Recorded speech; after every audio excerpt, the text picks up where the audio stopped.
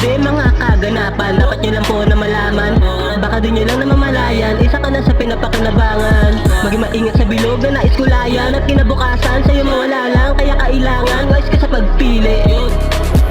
Huwag mong isipin kung anong isipin nila. Sa dami nagkalat na oportunisang huwag, gusto agad-agad makilala sila. Mga masyadong pabida, di pa rin ba hinihingal, gusto pa rin bagatasan. Buksan mo ang iyong isipan, doon mo makikita kung ano ba ang katotohanan.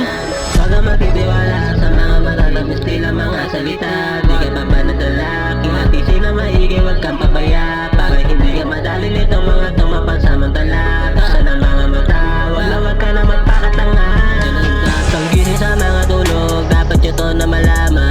Dapat malaman na masarado ang utak kasi kakasawa na rin. Mga taong bangitan ako kapag kaharap mo, pag kailangan mo di mo mahanap. Kapal ng mga tinga sa mga dahil, sige maniwala ka, sasamantalahin ka na nila nang hindi mo na mamalaya.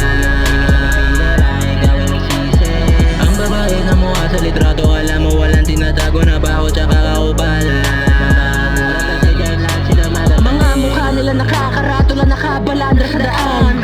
Kakatapos lang makapal lamang kamag-anak nyo naman. Nakakatakot yung kada pagod mong araw-araw nilaan. Kada sahod sa kakapasok ay parang talo pa kahit galingan. Di ko alam anong platform yan, basta boboto kita kung kilala yung pinagmulan. Okay lang sa'kin 500 lang, mga sikat na personalidad, politika yung ginawang retirement plan. Kailan ba tayo gigising sa himbing